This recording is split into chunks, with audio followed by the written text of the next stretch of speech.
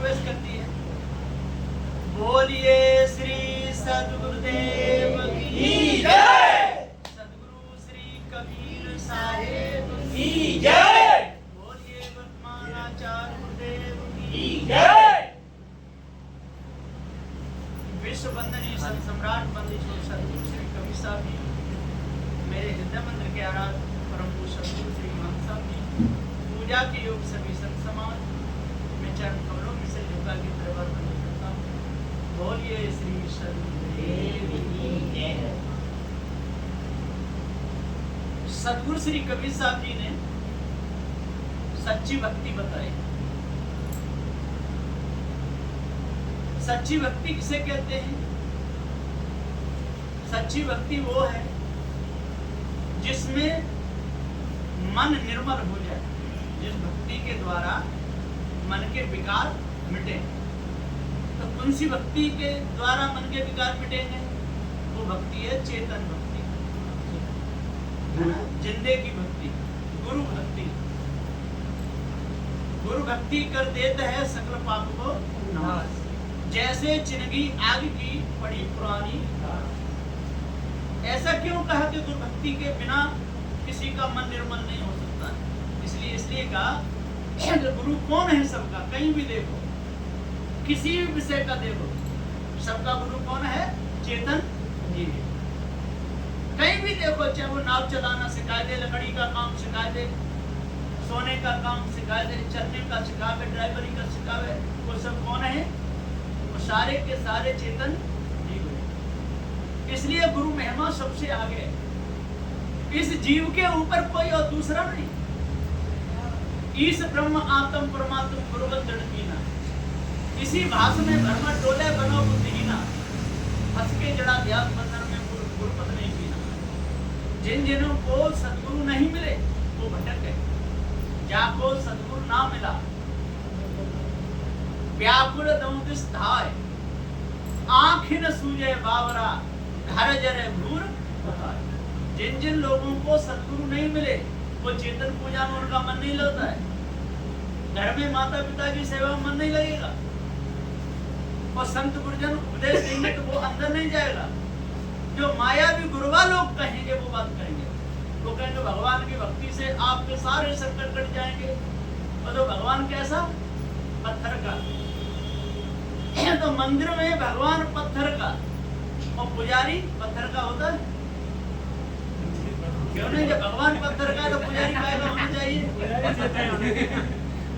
वो भी तो पत्थर का होना, तब तो मेल मिलेगा। तो ये चालाकी का धंधा है। जो पत्थर का जो भगवान है तो वो ना कहीं डोनर जाएगा, ना उसके लिए लेटने की जरूरत, ना उसके लिए बाथरूम की जरूरत, और जो चढ़ेगा वो पुजारी उठा लेगा, वहाँ के लोग ले लें। तो ये नकली पूजा है जिससे किसी का मन निर्मल नहीं हो सकता। चेतन पूजा के बिना न किसी का मन निर्मल हुआ है और न होगा। तो सारे संसार में यहाँ भी देखो, सबसे ज्यादा जब भ्रम को जन्म कौन देती है मालूम है? हमारी माताएं देती है। छोटा बच्चा है, रोने लगा, और किसी ने कहता है इसके पेट में दर्द हो रहा है, और किसी देवी की इस पे वो है, हाँ उस देवी की पूजा करो, तो इसमें नॉन वेज उतार के रख देना, इसके पेट का दर्द बंद हो जाएगा। तो सबसे पहले ये मायावी गुरुवा लोग किनको लोग आते हैं? माता। और उनके छोटे बच्चे, अब बच्चे को कुछ हो गया तो इसलिए देवी की पूजा करो, देवता की पूजा करो, मंत्र में घंटा हलाओ, और सास ससुर की पूजा कोई नहीं। ये नहीं करेंगे कि ठीक हो जाएगा आपका बेटा, अपने घर में माता पिता की सेवा करना है ना, बहू से सास ससुर की पूजा करना, ऐसा कोई कहता है? कोई नहीं कहेगा। ये सारे पाप कट जाएंगे गंगा नहाया। अब गंगा नहाने से सारे पाप कट जाएंगे तो पाप करने में कोई पीछे रहेगा? तो ज्यादा पाप करेंगे, खूब पाप कर लो, है ना। माता पिता को मार डालो, गंगा नहाया। हाँ, दादी बाबा बूढ़े हैं और घर में बैठे रहते, खांसते भी हैं, थूकते भी हैं, तो ऐसा करो इनकी छुट्टी करो तो गंगा नहा लो, सारे पाप कट जाएंगे। तो गंगा के नाम से पाप बढ़े तो कम हुए? तो इन लोगों को सदगुरु नहीं मिले, इनको मायावी गुरुवा लोग मिले, भूले लोग मिले, भटके हुए लोग, उन्होंने भटका दिए। वो भी भटके और जो भटकाए वो भी उनके साथ में रह गए। जैसे एक वजीर की नाक कटी, एक वजीर था तो कोई गलती किया तो उसकी नाक कट गई, नाक कटवा दी राजा ने। तो एक वजीर की नाक कटी, भाई कब गलती में आया था, और नकटा और नाक कटी और नकटा हो गया, बुरी तरह पछताया था। अब वहां नकटा पंथ चला दिया, बहुत हो गए नकटे ही नकटे, नाक कटवा दे कि नाक के ओट में यीशु छिपे। तो लोग कहें सुनो भाई बाबा एक बात मनवाइए, और नाक तुम्हारी कहाँ गई बाबा, हमको दे बताइए। तो बाबा बोले सुनो भाई चेला, यही बात मनवाई है, और नाक ओट में यीशु छिपरो जाई है। तो गुरुजी ने मेरी जड़ से नाक कटाई, इसकी ओट में यीशु छिप रहा था, तो बहुत से नाक कटवाई दी। तो गुरुजी ना यीशु तो नहीं दिखा, कि कोई बात नहीं, नाक अभी चली गई, यीशु नहीं देता, कहो यीशु मिल गया। तो सब कहने लगे कि मिल गया मिल गया मिल गया। तो 100 200 500 हो गए। अब वो आपस में नगटा बतलाते, तो आपस में नगटा बतला में कोई मत करियो तरक जारी, और जो कहीं भेद हमारा बिगड़ जाए, पंथ बिगड़ जाए, बंगाली भाई पंथ बिगड़ जाए, कि बाबा आपका पंथ कौन सा है, कि हमारा पंथ है बंगाली, और नाक कट गई।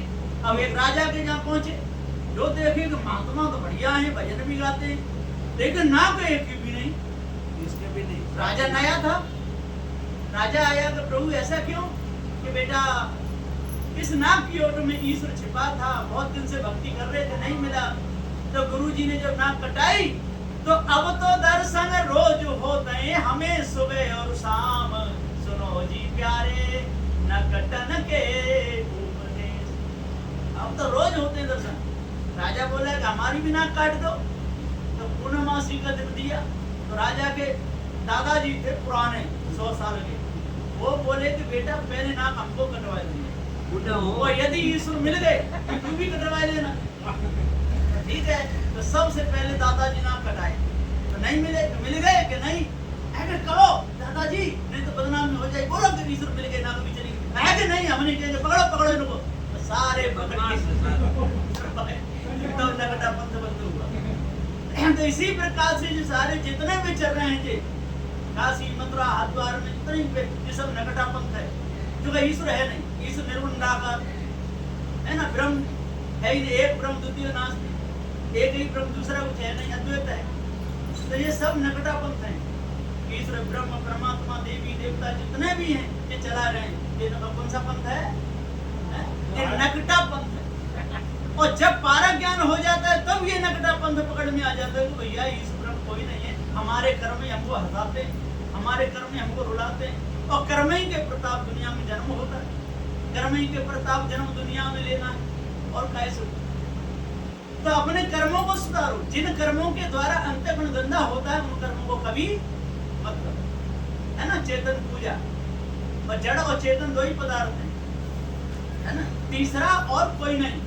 तो सदगुरुदेव जी हम पुकार के समझाते हुए कहते हैं कि जाको सदगुरु ना मिला, व्याकुल दम विस्थाय, आंखें न सूझ है बाबरा, जिन आंखों से नहीं दिख रहा है उसकी पूजा करते हैं, जिसको आंखों से नहीं दिखता उसकी पूजा करते हैं, जो नाक से नहीं सूंघता उसकी पूजा करते हैं, जो जिह्वा से नहीं चलता उसकी पूजा करते हैं, जो पैरों से नहीं चलता, हाथों से लेता देता नहीं, तो फिर कौन है वो, मेरे को निराकार अगम अपार चितमन बुद्धिवाणी से परे, तो भूल है।